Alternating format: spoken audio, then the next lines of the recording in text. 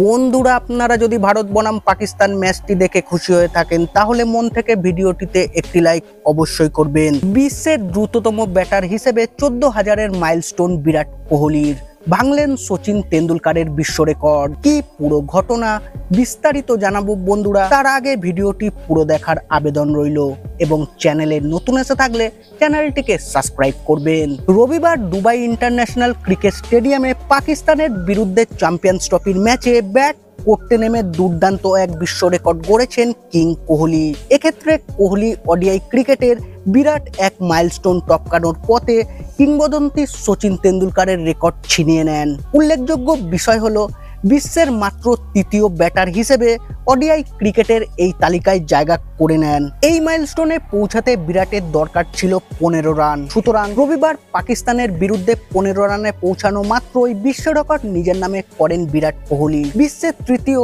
তথা দ্রুততম ক্রিকেটার হিসেবে একদিনের আন্তর্জাতিক ক্রিকেটে 14,000 রান পূর্ণ করে ফেললেন বিরাট কোহলি। এর আগে এই কৃতিত্ব অর্জন করেছেন কেবলমাত্র সচিন তেন্ডুলকার ও শ্রীলঙ্কার সাঙ্গাকারা। 299টি ওডিআই ম্যাচের 287টি ইনিংসে ব্যাট করে 14,000 রানের মাইলস্টোন টপকান বিরাট কোহলি। এত কম ইনিংসে ব্যাট করে ওডিআই ক্রিকেটে 14,000 রান পূর্ণ করতে পারেনি বিশ্বের আর কোনো ব্যাটার। অর্থাৎ দ্রুততম ব্যাটার হিসাবে ওয়ানডে ক্রিকেটে 14,000 রান করার বিশ্ব রেকর্ড গড়লেন কিং কোহলি। এর আগে সবথেকে কম 350টি ইনিংসে ব্যাট করে 14,000 ওডিআই রান করার বিশ্ব রেকর্ড ছিল সচিন তেন্ডুলকারের দখলে। কুমার সাঙ্গাকারা 14,000 ওডিআই রান পূরণ করতে লেগেছে 378টি ইনিংস। সুতরাং সচিনের থেকে 63 কম ইনিংস ব্যাট করে লিটিল মাস্টারের বিশ্ব রেকর্ড ভেঙে দেন বিরাট কোহলি।